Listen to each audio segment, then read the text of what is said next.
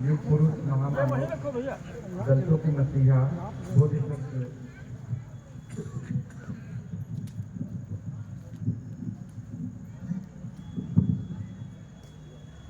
बाबा साहब डॉक्टर भीमराव अम्बेडकर के चरणों में श्रद्धा सुमन अर्पित करते हुए यहाँ पर उपस्थित समस्त बाबा साहब के विचारों के अनुयायी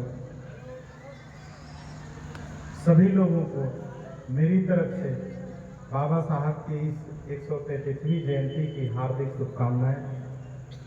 साथियों, मैं डॉक्टर अशोक कुमार यही कृषक इंटर कॉलेज में एक अध्यापक के रूप में कार्यरत हूँ।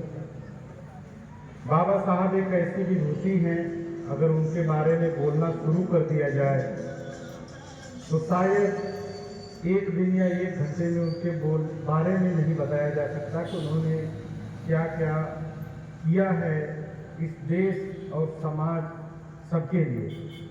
यहाँ पर हम बड़े संक्षिप्त रूप में उनकी कुछ योगदान को उल्लेखित करेंगे और उनके बारे में बताएंगे।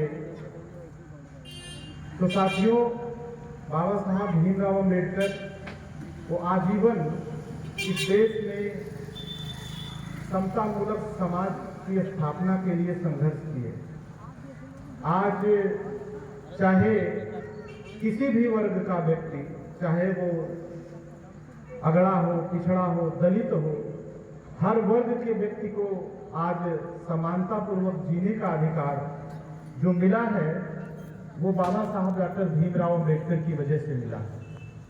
अगर वो न होते तो हर वह सताया हुआ आदमी, हर वह गरीब आदमी अपने आप को कुंठित महसूस करता है, चाहे वो किसी भी धर्म, जाति, समुदाय से संबंध रखता हो। ऐसी विभूति जिसने इस देश को एक दुनिया का सबसे सुंदर संविधान दिया, जिससे सभी लोगों को समानता का अधिकार मिला, ये सारे अधिकार जो मिले हुए हैं कहीं न कहीं आज के इतने कारगर नहीं साबित हो पा रहे हैं जितने होने चाहिए थे।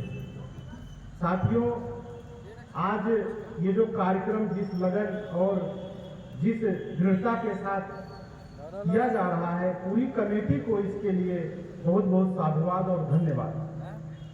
साथियों, एक हम बात अपनी तरफ से कहना चाहेंगे कि बाबा साहब के जहाँ भी प्रोग्राम होते हैं, हम लोग अपने आजमगढ़ जनपद से ले करके जहाँ भी कहीं भी अगर कार्यक्रम होता है, अगर हम लोगों के संज्ञान में आता है तो हम लोग जरूर पहुँचते हैं।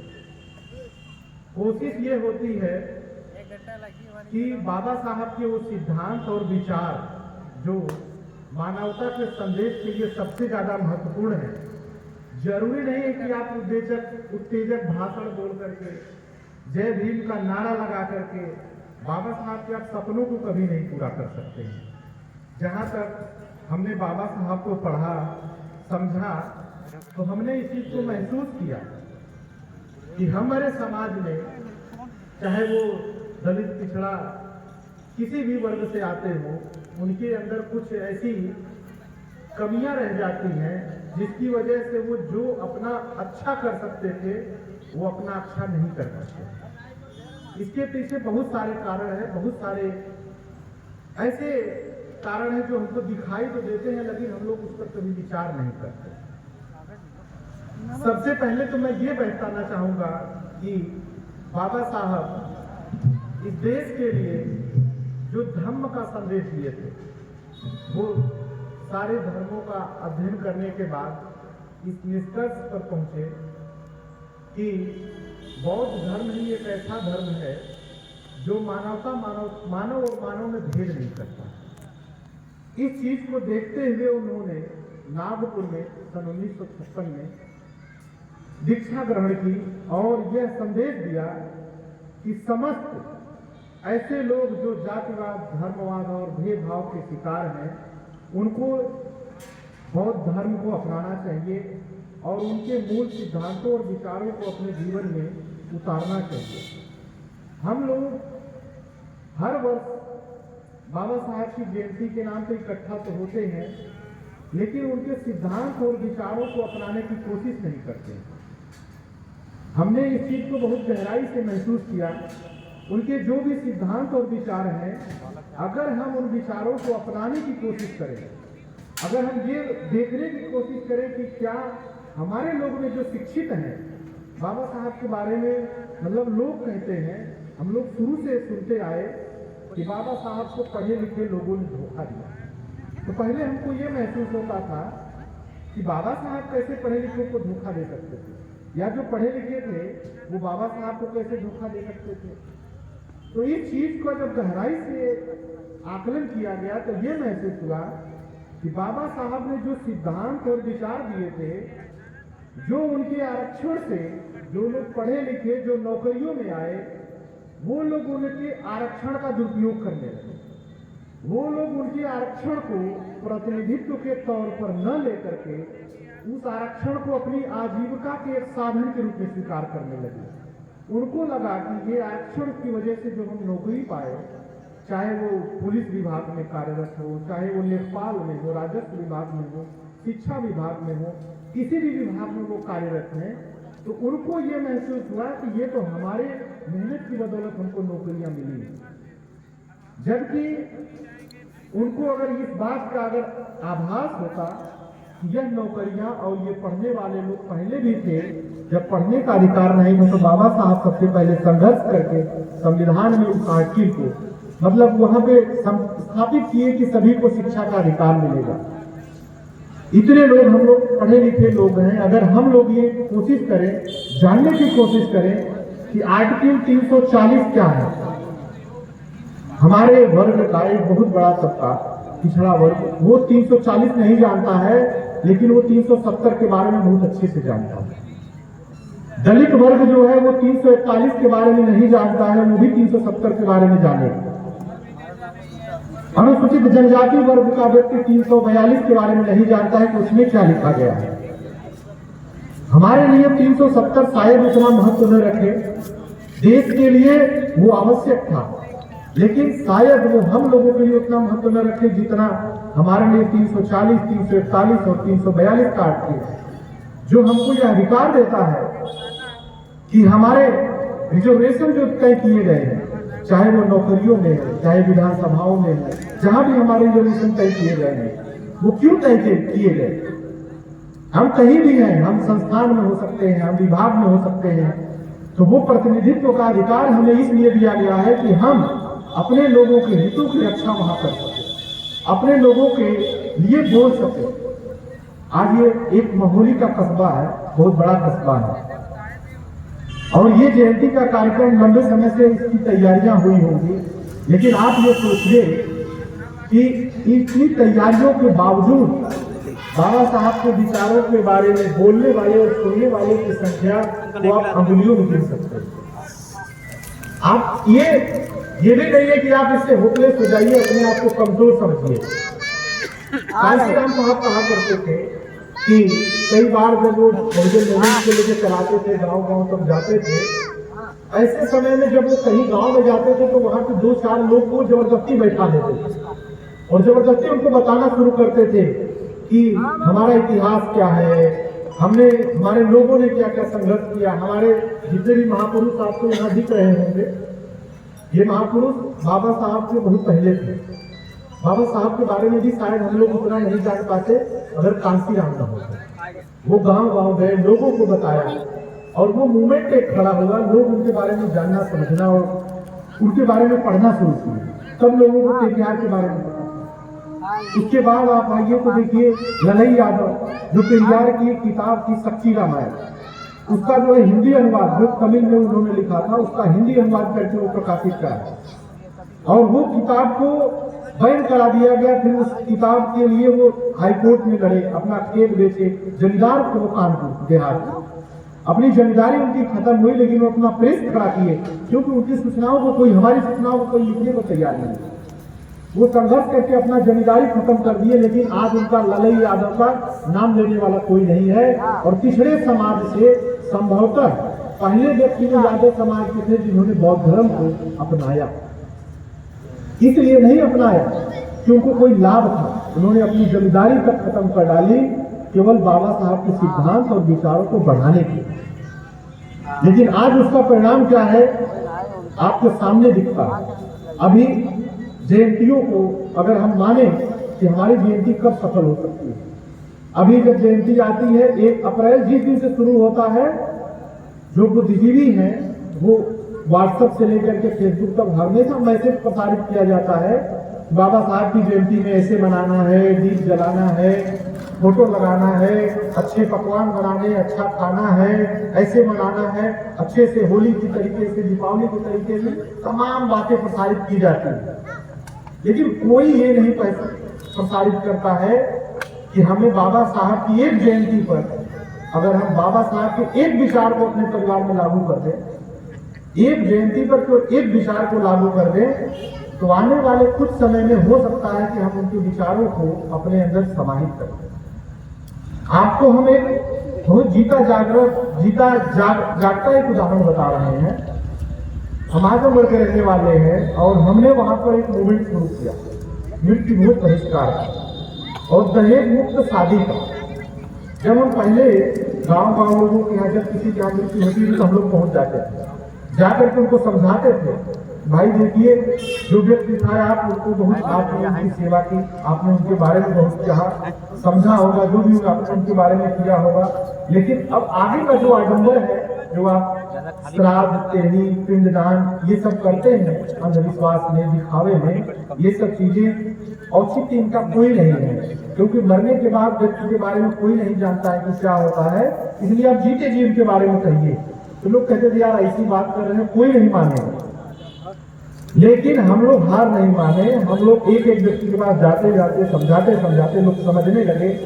इस समय करीब अपने क्षेत्र में हम लोग 40 से 50 मृत्यु भोज बहिष्कार सफलतापूर्वक करा सकते हैं। सभी लोगों को लगता है यार ये तो बहुत अच्छा है और हम लोगों ने कोई नई चीज नहीं की है। बाबा साहब को सभी मानने वाले हैं, लेकिन बाबा साहब ने नागपुर में 22 प्रतिज्ञाएं दी। उस 22 प्रतिज्ञाओं में जो 6ठे नंबर की प्रतिज्ञा है, दूध घाट सेरही श्राद्ध पिंडदान आदि का हम बहिष्कार करें। हम लोगों ने बस उनके एक विचार को लोगों तक पहुंचाया और आज वो लोग समझ गए हैं और सभी लोग अब यही चीज का है कि वो जीते जी जो करना है करिए। आप देखिए एक माता पिता बच्चों को 10 बच्चों को पाल लेते हैं, लेकिन 10 बच्चे मिल करके एक माता पिता को कायदे से नहीं पाल पाते। अलगाव होता है, बुढ़ापे में वो कहेगा कि वो वाला भाई रखेगा, हम 1 महीना खिलाएंगे, वो 1 महीना खिलाएगा। ऐसे समय में मतलब जब उसको पूरा स्नेह चाहिए होता है तो लोग अलगाव खड़ा कर देते हैं। हाँ, बात भी नहीं समझ पाते हैं कि हम किसके साथ जाएं, बड़े वाले के साथ जाएं कि छोटे वाले के साथ जाएं, वो कैसे वो भेदभाव करें। ठीक है, हाँ, लेकिन हम लोग उनके सिद्धांतों और विचारों को छोड़ करके हम एक अलग दुनिया में जा रहे हैं। कार्यक्रम में है सीतापुर में, वो ये सफलता हुई है, ये सफलता मिली है। हमारा एक चैनल है बहुजन मुक्त नायक के नाम से यूट्यूब पे, अगर आप उस पर देखेंगे तो जहाँ जहाँ बहिष्कार कराया है उसका वीडियो पूरा पड़ा हुआ है। इसी तरीके से हमारा जो दूसरा सिद्धांत था, बाबा साहब कहते थे, सभी लोग उनको मानने वाले हैं। उन्होंने कहा था, उन्होंने आर्टिकल बना करके संविधान में दहेज को प्रतिबंधित किया था कि दहेज लेना और देना दोनों कानूनी अपराध है। बाबा साहब ने संविधान लिखा है, उन्होंने ही अपने संविधान में ये बात लिखी है। लेकिन हर वो व्यक्ति जो जितना पढ़ा लिखा है वो उतना ही दहेज लोभी है। ये बात कहने से मैं कतराता नहीं, क्योंकि मैंने इस चीज को देखा है बहुत करीब से। जहां जब कोई प्राइमरी का नौकरी पा गया तो वो या तो नौकरी वाली खोजता है लड़की, या तो उसके घर परिवार के लोग बहुत अच्छे ओहदे में हो उसको खोजता है। अगर ये भी नहीं बन पाया तो तीसरी चीज जो वो खोजने की कोशिश करता है कि हमको बहुत ज्यादा संपत्ति मिल जाए, तिलका मिले, बच्चा मिल जाए और गाड़ी मिल जाए, ताकि मतलब एक समाज में एक ऐसा रसूख बन गया है कि जिसको जितना मिल जाए उसका नाम उतना होता है। लेकिन आप सोचिए कि बाबा साहब क्या ऐसे लोगों के लिए संघर्ष किए थे? क्या उनका यही सिद्धांत था कि आप उनके सिद्धांतों और विचारों को नहीं अपनाया? तो हम लोग ये पाते हैं कि बाबा साहब तो चले गए, लेकिन उनके जो सिद्धांत और विचार थे वो आज भी कहीं न कहीं उस स्तर तक नहीं जा पाए, उस स्तर तक लोग तक नहीं पहुंच पाया जहां तक पहुंचना चाहिए। इसका एक एक जो पहलू है वो हम लोगों को समझना पड़ेगा। ये हम लोग क्यों नहीं कर पाते हैं? यहाँ जो बैठे हुए हैं, हमारा अनुमान है कि उसमें 90% लोग या तो नौकरियों में हैं या तो नौकरियों से रिटायर हो चुके हैं। और हम ये भी बता सकते हैं कि यहाँ जितने लोग उपस्थित थे केवल यही लोग आरक्षण का लाभ लेकर नौकरी नहीं पाएंगे, और उनके साथ बहुत सारे लोग रहेंगे, माहौली के भी लोग रहे होंगे, लेकिन कोई भी आज आपके मिशन और मूवमेंट में साथ नहीं खड़ा है। कारण आप जानते हैं, आपको लगता है कि वो लोग नहीं मानते हैं बाबा साहब, ऐसा नहीं है। आप जिस दिन से नौकरी पाते हैं आपको उसी दिन से शोषण का यंत्र बना दिया जाता है। आप कैसे आप शोषण के यंत्र बनते हैं, उस चीज को हम एक एक करके आपको बता रहे हैं। आप सभी लोगों ने इस चीज का भुगतान किया होगा तो आप समझ जाएंगे। जैसे ही आप पहले दिन नौकरी का ज्वाइन करेंगे, कोई न कोई आपके बीच में एक ऐसा आएगा जो आपको यह बताएगा कि भैया अब तो आप नौकरी पा गए, अब आपको सेविंग करनी चाहिए। पहली चीज आएगी नौकरी के बाद सेविंग करनी चाहिए। तो आपके बीच में कोई एक LIC का एजेंट आ जाएगा, कोई बैंक वाला, जहां आपका सैलरी अकाउंट वहां का बैंक मैनेजर आ जाएगा, कैशियर आ जाएगा, कहेगा आप जो है हमारे FD कर लो, हमारे यहाँ NSC कर लो, RD कर लो, कल को आप रिटायर हो गए बच्चा भी नहीं पूछेगा, आप जो है अपना एक पैसा यहाँ पे मुफ्त जमा करो, आपको रिटायरमेंट में आपको मिलेगा। और आदमी बहुत अच्छे से इस बहकावे में आ जाता। आपको पता है, अगर आप अपने जीवन के 25 साल अगर सर्विस में देते हैं, अगर इस सर्विस में अगर आप ऐसे करके एक एक पैसा करके जोड़ करके 5,000 10,000 अगर आप जमा करते हैं, चाहे वो TPF अकाउंट क्यों न हो, आपके रिटायरमेंट के बाद अगर आप 20 लाख जमा करेंगे तो वो आपको 40 लाख दे देंगे। बाकी 20 लाख वो उन्हीं के सिस्टम में है, और उनके सिस्टम में कौन लोग होंगे आप समझ सकते हैं। वो LIC के एजेंट से लेकर के बैंक के वो बड़े प्रबंधक तक कौन होंगे, वो वही लोग हैं जो आपके पैसे से, आपके संसाधन से अपने संस्था का, अपने लोगों का विकास करते हैं, और आप अपने पैसे का ऐसी जगह इस्तेमाल करते हैं जहां से आपका पैसा महंगाई के हिसाब से कम होता जाता है। बाबा साहब ने बहुत पहले एक किताब लिखी थी, रुपए की समस्या, प्रॉब्लम ऑफ रुपीज। ये रुपए की समस्या क्या है? बाबा साहब ने ये जब किताब लिखी थी, उस समय आना और 23 पैसा चलता था। मतलब भारत का जो रुपया था वो आना था, और विदेशों का यानी कि ब्रिटेन का जो सिक्का चलता था वो 23 में होता था। जब उसको कन्वर्ट किया जाता था तो उसमें महंगाई के जो महंगाई बढ़ रही होती थी, इसको ध्यान में नहीं रखा जाता था। इन्होंने बताया इसी की वजह से भारत लगातार गरीब होता जा रहा है, और उस समय उन्होंने एक सुझाव दिया था कि भारत के लिए केंद्रीय बैंक होना चाहिए, जो केंद्रीय बैंक जो है विनिमय दर को निश्चित करे, और उसी के परिणाम स्वरूप जो है भारत में पहला reserve bank RBI reserve bank of India की स्थापना हुई थी। उसी कॉन्सेप्ट को लेकर के अगर आप समझें कि हम गरीब क्यों हैं, 50,000 कमाने वाला व्यक्ति भी एक दिन ऐसा आता है जब रिटायरमेंट के करीब पहुंचता है, जो लोग रिटायर हुए होंगे वो इस चीज को समझ पाएंगे। अगर वो हाल फिलहाल में इधर 4-5 सालों में अगर रिटायर हुए होंगे तो उनको रिटायरमेंट पे बहुत ज्यादा अगर मिला होगा तो 40 से 50 लाख रुपया मिला होगा। उस समय जब वो नौकरी में आए थे तो उस समय 40-50 लाख की वैल्यू इतना थी कि वो चाहते तो एक बार में 200-2500 बीघा खेत लिखवा सकते थे, 50 बीघा खेत लिखवा सकते थे। लेकिन आज के समय में उस 50 लाख की वैल्यू कितनी है? आप उससे खरीदने जाओ तो उसमें सीतापुर की जमीनें 2.5 लाख 3 लाख रुपया बीघे की चल रही है। उस हिसाब से वो बहुत ज्यादा खरीद पाएंगे, तो 15 से 20 बीघा खेती खरीद पाएंगे, और उनकी पूरी जिंदगी की कमाई, पूरे सर्विस की कमाई उसी में चली जाएगी, और वो अपने बच्चों को अच्छी शिक्षा तक देने को तरसने लगेंगे। अगर उनके पोते पोती हो गए तो उनके बारे में तो सोच भी नहीं पाएंगे कि हम क्या करें।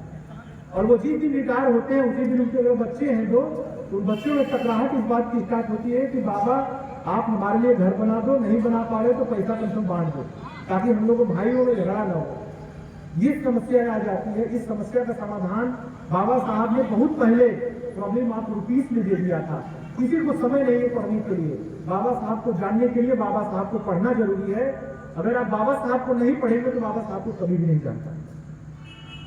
हर मंच में, हर जयंती में, हर कार्यक्रम में, कोई भी कार्यक्रम हो वहां बाबा साहब की फोटो तो जरूर लगी होती है, लेकिन उनके सिद्धांतों और विचारों को जानने के लिए कोई भी, जैसे आप यहाँ अभी अपने साल देखा तो बाबा साहब के उत्तम लगा हुआ है। गिनती चुनती के अगर हम लोग 20-25 लोग हैं भी तो उसमें से कोई भी ऐसा नहीं होगा कि जो ये सोचे कि ऐसे इस किताबों को हम कम से कम खरीद के बच्चों तक लेके जाए।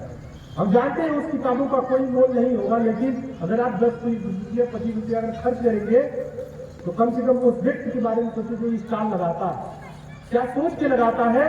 वो जानता है कि यहाँ आने वाले उनके अनुयायी अगर आएंगे तो हम मंदिर में चले जाएंगे, वहाँ 10 रुपये 15 रुपये का प्रसाद तो ले लेंगे दर्शन करने के लिए, वहाँ हमको कुछ नहीं मिलने वाला है। लेकिन आप अगर ये सोचिए कि अगर वहां से हम किताब लेके जाएंगे तो वह किताब हमारे बच्चों के पास अगर जाएगी, घर में कोई आएगा तो कम से कम पढ़ेगा तो उसको ये पता चलेगा कि वो सिद्धांत और विचार है क्या। लेकिन हम लोग मतलब उनके सिद्धांतों और विचारों से दूर हटके बस इस चीज को जयंती के नाम पर क्या चलता है, यहाँ तो अच्छा है, हम तो इस चीज को अच्छा मानते हैं, हमारी संख्या भले ही कम है, कम से कम दिखावे वाले तो नहीं। अगर हमारे पास ये संख्या सैकड़ों की होती, यहाँ बैठने वाले हजारों की संख्या में होते, लेकिन अगर उनके अंदर वो विचार नहीं होते, अगर वो यहाँ आ करके यहाँ से जाने के बाद वही पान गुटखा पूजा खा रहे हैं, यहाँ से जाकर के दारू पी रहे हैं, तो जयंती का कोई अवसर नहीं। इस जयंती को लेकर के अगर कुछ न करिए, आप केवल 2 घंटे का अपने जीवन का समय दीजिए, 2 घंटे का समय दीजिए। और एक फिल्म है, एक फिल्म बनी है मराठी फिल्म जिसका हिंदी अनुवाद हुआ है, फिल्म का नाम है जयंती। उस जयंती फिल्म में एक एक चीज को इतने बारीकी से समझाया गया है कि किस तरीके से हमारे समाज को लोग जयंती के नाम पे ठगते हैं। हम उस सिद्धांत और विचारों से दूर हट जाते हैं जो सिद्धांत और विचार बाबा साहब और लोगों ने दिखाए थे। तो ये जरूरत आन पड़ती है कि हम लोग उनके विचारों और सिद्धांतों को अपने जीवन में उतारें और उनकी एक एक बातों को अपने जीवन में लाने का प्रयास करें। अगर हम ये नहीं कर पाते हैं तो कहीं न कहीं ऐसा लगता है कि हम बाबा साहब के उस सिद्धांत और विचार को कहीं न कहीं दूर रखते जा रहे हैं। तो साथियों, हमारे बीच में पूर्व चेयरमैन भाई दिनेश गुप्ता टीटू भैया आ चुके हैं और वर्तमान चेयरमैन भी हमारे बीच में आए हुए हैं। मैं उनका स्वागत करना अभिनंदन करता हूँ। तो साथियों, ये विचार बड़े ही महत्वपूर्ण है। कहा जाता है कि बाबा साहब के विचार उस पारस के समान है, अगर कोई उसको छू ले तो वह सोना बन जाता है। बाबा साहब किसी जात धर्म समुदाय के नहीं थे, तथागत बुद्ध किसी जात धर्म समुदाय के नहीं थे। उनके विचार मूल्यवान हैं। अगर आप जो लोग कहते हैं समाज में जातिवाद फैलाने का काम करते हैं, आप उनसे कभी ये सवाल करिए कि बाबा साहब महार जात में जन्म हुए थे, तथागत बुद्ध शाक्य क्षत्रिय कुल में पैदा हुए थे, लेकिन उनको मानने वाले महापंडित राहुल सांकृत्यायन हमारे आजमगढ़ की धरती से, हमें गर्व होता है कि ब्राह्मण कुल में पैदा होने वाले महापंडित राहुल सांकृत्यायन संभवतः उतने बुद्धवादी अम्बेडकरवादी और बहुजन चिंतक रहे जितना हमारे समाज में जन्म लेने वाले, दलितों और पिछड़ों में जन्म लेने वाले जो इनके अधिकारों का इस्तेमाल करके अपने आप को स्थापित किए, शायद वो भी न उतना लेते। उन्होंने एक लिखा था, उन्होंने एक किताब लिखी थी गोलगा से गंगा, उसको पढ़िए। उन्होंने जो जो किताबें लिखी उन्होंने कुठाराघात किया जातिवाद, संप्रदायवाद, वो सारी विशेषताओं पर, उन सारी कमियों पर समाज की उन्होंने उजागर किया जो समाज में विषमता पैदा करती है। बाबा साहब का सपना क्या था?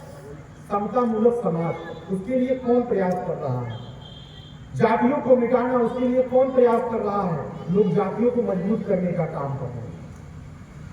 कोई कह रहा है कि हम त्रिकाल ब्राह्मण हैं, तो कोई कह रहा है कि हम राजपूत क्षत्रिय हैं, कोई कह रहा है हम पासी वाले क्षत्रिय हैं, कोई कह रहा है हम तो चक्रवंशी हैं, कोई कह रहा है हम कुछ हैं।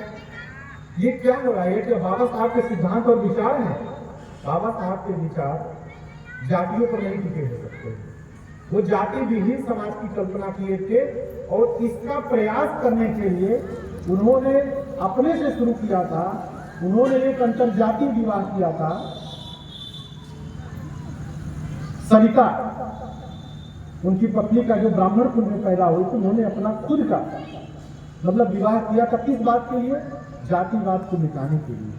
क्या हम लोग जातिवाद को मिटाने के लिए आज तक कोई कदम उठाए? हम लोगों में जब शादी की बात आएगी तो लोग अपनी जातियों में ढूंढने लगते हैं वर वधू। क्यों भाई? तब कहां बाबा साहब के सिद्धांत और विचार आपके यहाँ चले जाते हैं? क्या वो सिद्धांत और विचार को खूंटी और दीवारों पर टाकने के लिए फोटो के रूप में होते हैं? छोड़िए, आप बड़ी जातियों में छोड़ दीजिए जो अपने आप को तथाकथित बड़ी जातियां बताते हैं। आप उनमें नहीं, आपसे नहीं कोई करने को तैयार था।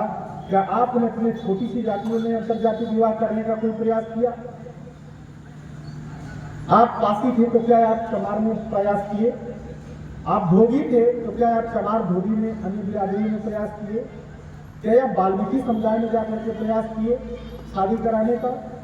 नहीं किए। और ऐसा भी नहीं है कि आपने प्रयास नहीं किया और हुआ नहीं, आज भी हो रहे हैं, लेकिन वो प्रयास केवल एक एलिट वर्ग तक सीमित है।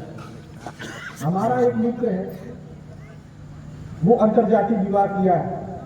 वो खुद समीक्षा अधिकारी है, उसकी पत्नी भी समीक्षा अधिकारी है।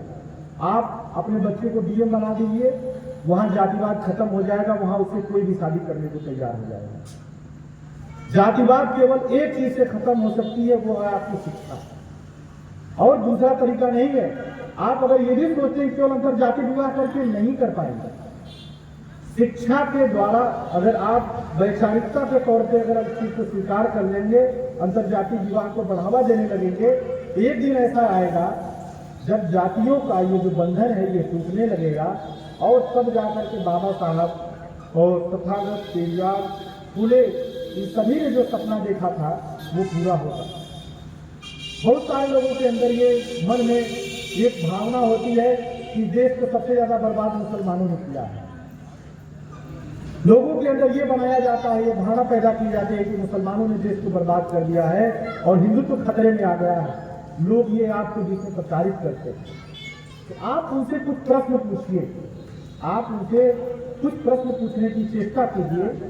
जिस प्रकार बाबा साहब से पहले बाबा साहब पे अगर शिक्षा पाए तो वो भी देन थी फूले साहब की। हमने देखा है बहुत जगह बाबा साहब को तो लोग मानते हैं लेकिन फूले को नहीं जानते हैं। ये चीज हमको अच्छा लगी कि यहाँ बाबा साहब के साथ ज्योतिबा फूले का भी फोटो लगा हुआ है। ज्योतिबा फूले उन्होंने अपनी पत्नी को पहले पढ़ाया और एक तरीके से महिलाओं की शिक्षा का प्रारंभ हुआ। आज हमारे समाज में, किसी भी समाज में महिलाओं की जो दशा सुधरी है वो किसकी वजह से है? वो ज्योतिबा फूले और सावित्रीबाई फूले की वजह से। ये ज्योतिबा फूले और सावित्रीबाई फूले ने जब संघर्ष किया, आपको उनके बारे में थोड़ा सा जयंती में तो लोग बाबा साहब के बारे में हर कोई बता देता है, लेकिन ज्योतिबा फूले के बारे में थोड़ा सा आप समझ लीजिए कि ज्योतिबा फूले एक ऐसे परिवार में जन्म लिए जो सैनी समाज का था, जिसे हम लोग माली समाज कहते हैं। उनके पिता बहुत अच्छे फूलों के सप्लायर हुआ करते थे, अच्छा खासा उनका कारोबार हुआ करता था। वो अपने बच्चे को पढ़ाए और पढ़ाने के बाद जब उनका शादी हुआ, शादी के बाद उनकी पत्नी जो नहीं पढ़ी थी तो उन्होंने अपनी पत्नी को पहले खुद से पढ़ाया, और उसके बाद अंग्रेजों के समय में जब स्कूल चलते थे, वर्नाक्यूलर स्कूल जो चलते थे, उन स्कूल में अपनी पत्नी को उन्होंने स्कूलिंग कराई और संभवतः वो सर्टिफिकेट पा करके, उनके पहले भी एक आध दो महिलाएं थी ब्राह्मण वर्ग की जो शिक्षा का में जुटी हुई थी, लेकिन उनके पास कोई डिग्री नहीं थी। सावित्रीबाई फूले वह पहली महिला थी जो एक सर्टिफाइड अध्यापक की डिग्री ली। जैसे आज एलटी, बीएड, सीएड, सीटीटी चलता है, ऐसे ही उस समय में जो शिक्षा की डिग्री थी उन्होंने ली। और जब वह डिग्री लिए तो उन्होंने उनके लिए एक स्कूल खोला और अंग्रेजों ने उनके लिए अनुदान दिया कि आप पढ़ाओ, हम अनुदान देंगे आपको विद्यालय खोलने के लिए। लेकिन जो उन्होंने संघर्ष किया, उनके ऊपर जिन वर्गों के लोगों ने कीचड़ फेंका, क्या क्या फेंका, ये स्कूल न चला पाए, लेकिन वो पीछे नहीं हटी, स्कूल चलाई। और वो स्कूल चलाने के बाद ये हुआ कि लोग तो ये जान गए कि स्कूल तो चला, लेकिन कोई नहीं ये जान पाया, आज भी नहीं जानते हैं लोग कि वो स्कूल किसने दिया था और किसने चलवाया था। उस स्कूल को चलवाने में जो दलितों और पिछड़ों के लिए, हर उस वंचित वर्ग के तबके के लिए, उनका स्कूल केवल दलितों पिछड़ों के लिए नहीं था, उनका स्कूल हर वो दलित पिछड़े और उस शोषित समाज के लिए था, चाहे वो समण ही क्यों न हो, गरीब क्यों न हो, उसके लिए भी वो स्कूल खोला गया था। और उस स्कूल को खोलने वाले उस्मान शेख थे। आप ये सोचिए, इस बात को सोचिए कि वो उस्मान शेख जो जात और धर्म से, आप सोचिए मुस्लिम वर्ग से आते थे। हम लोगों में आता है, बहुत लोगों के अंदर धारणा खून बाल मारने लगता है धर्म का नाम सुनते ही कि हमारा हिंदुत्व खतरे में है। उनके लिए ये प्रश्न आप रखिए, कभी अगर कोई मिले तो आप उनसे पूछिए उस्मान शेख कौन थे, उन्होंने किसके लिए स्कूल खोला था। अगर वो धार्मिक प्रवृत्ति के होते तो वो पहले ही कहते कि यहाँ पे हिंदुओं का एडमिशन नहीं होगा। आप बताइए, दलित और पिछड़े हिंदू थे या मुसलमान थे? हिंदू थे ना परिभाषा में। उनके लिए उन्होंने स्कूल खोला, अपना पूरी जागीर, अपना पूरा बना बनाया हवेली उन्होंने स्कूल में दे दिया था। ज्योतिबा फुले के पिता के ऊपर इतना दबाव बना कि उन्होंने अपने बच्चे को घर से निकाल दिया, और वो घर से निकलने के बाद उस्मान शेख के घर गए और उस्मान शेख ने उनके लिए वो स्कूल का प्रबंध किया। और उन्हीं के स्कूल में सावित्रीबाई फुले के साथ उनकी बहन फातिमा शेख बच्चों को पढ़ाना शुरू किया, बालिकाओं को पढ़ाना शुरू किया।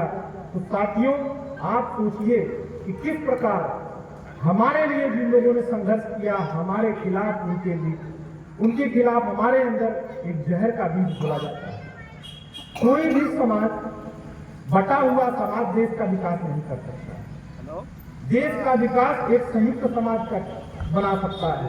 जब देश आजाद हुआ था तभी लोगों को, संविधान के रचयिता लोगों को ये आभास हो चुका था कि हमारा देश तभी विश्व गुरु बनेगा, तभी उसकी विश्व में ख्याति होगी जब वह जाति विहीन और समता मूलक समाज के रूप में इकट्ठा होगा।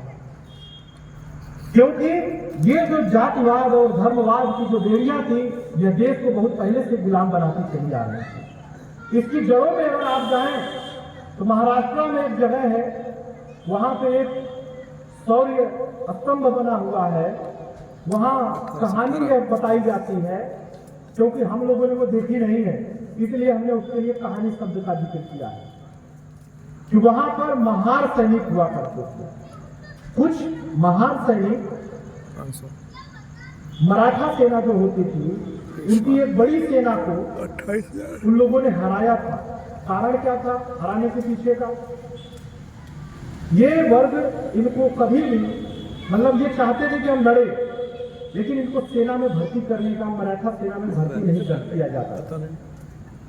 और उसके बाद अंग्रेज इस चीज का फायदा उठाए, उन लोगों ने इनको सेना में भर्ती किया, महारों को सेना में अंग्रेजों ने भर्ती किया। और आप सोचिए कि 500 महार सैनिक मराठा साम्राज्य की विशाल सेना को नाकों चढ़े चबवा करके उनको खदेड़ दिए और हरा दिए। मराठा सेना हार गई और अंग्रेजी सेना जीत गई। कारण क्या था? इसके पीछे जिम्मेदार कौन था? अगर ये महार सैनिक मराठा सेना में भर्ती होते तो क्या मराठा सेना को अंग्रेज हरा पाते? नहीं हरा पाते। लेकिन जातिवाद के कारण उनको सेना में भर्ती नहीं किया गया। आज जो है तमाम सेनाओं में ये बात उठने लगी है। लोग बात उठाते हैं अहिर रेजिमेंट की, चमार रेजिमेंट की। देश की आजादी के बाद कई रेजिमेंट भंग कर दिए गए, कई रेजिमेंट आज भी चलते हैं। लोग मांग उठाते हैं मंचों से कि अहिर रेजिमेंट को बहाल किया जाए। लोग मांग उठाते हैं कि चमार रेजिमेंट को बहाल किया जाए। लेकिन राजपूत रेजिमेंट उस समय का था, आज भी बहाल है। गोरखा रेजिमेंट था, वो आज भी बहाल है। लेकिन देश की आजादी के बाद जो रेजिमेंट खत्म किए गए वह रेजिमेंट थे अहिर रेजिमेंट और चमार रेजिमेंट। अगर लोगों का तर्क ये है, यह हमारा तर्क नहीं है, लोगों का तर्क है कि अगर राजपूत रेजिमेंट से अगर जातिवाद नहीं फैलता है तो अहिर रेजिमेंट से भी जातिवाद नहीं फैलेगा, चमार रेजिमेंट से भी जातिवाद नहीं फैलेगा, क्योंकि यह एक प्रतिनिधित्व की लड़ाई है। बाबा साहब प्रतिनिधित्व के लिए लड़े थे हम लोगों के लिए, लेकिन आज हमारा समाज उनके सिद्धांतों और विचारों को जहां तक अपनाना चाहिए वहां तक नहीं अपना सका। किसी भी मंच से अगर बोलना हो उनके बारे में, हम लोग तो अध्यापक हैं, हम लोगों को तो आदत है 40-40 मिनट बोलने की, कहीं भी खड़ा कर दीजिए 1 घंटा हम लोग वैसे ही बोल लेते हैं। लेकिन बात यह आकर के फंसती है कि क्या हम लोगों ने, बाबा साहब ने जिस भारत का सपना देखा था, जो बहुजन राज की कल्पना किए थे, क्या वह राज कभी स्थापित हो सकता है? हमारे विचारों से लेकर के हमारे मस्तिष्क तक जिस चीज की गुलामी छाई हुई है, क्या हम उस गुलामी की जंजीरों को तोड़ने के लिए अपने आप को आजाद कर लिए हैं? क्या बाबा साहब, ज्योतिबा फुले और पेरियार ने अपने पैरों की नोक से जिस व्यवस्था को टक्कर मारने की कोशिश की थी, क्या हम उस व्यवस्था को छोड़ने के लिए तैयार हैं? अपने अंतर्मन से वो प्रश्न करना चाहिए। अगर हम नहीं तैयार हैं तो ये सोचिए कि क्या एक दिन हम कहीं समारोह कर लेंगे तो क्या हम बाबा साहब के सपनों को पूरा कर पाएंगे? नहीं कर पाएंगे। इसलिए बहुत ज्यादा समय न लेते हुए, अन्य वक्ता भी हैं तो हम बहुत ज्यादा समय न लेते हुए हम केवल इतना कहना चाहेंगे कि उस महापुरुष ने जो भी हम लोगों को दिया है उसे हम लोग ऐसे इस्तेमाल करें, इस तरीके से उसे अपने विचारों में लाए, उनके विचारों को अपनाए। नहीं कुछ कर पाए तो उनकी 22 प्रतिज्ञाओं को अपने अंदर लाए, ताकि आगे चल करके जब भी हो सके एक आने वाले समय में हम ऐसे समाज की रचना कर सके जो जातिवाद, धर्मवाद और सामंतवाद से मुक्त हो, जहां पर एक गरीब से गरीब व्यक्ति को हर वो सपना देखने का और सोचने का साहस मिल सके जो बाबा साहब ने देखा था। इसी के साथ मैं अपनी वाणी को विराम देता हूं और आप सभी लोगों को एक बार पुनः बाबा साहब की जयंती के अवसर पर, ज्योतिबा फुले की जयंती के अवसर पर आप सभी लोगों को साधुवाद, जो आप लोग ऐसे अच्छे कार्यक्रम को आयोजित करके लोगों के बीच में उनके विचारों को प्रसारित करने का काम करते हैं। आप सभी लोगों को जय भीम, नमो बुद्ध।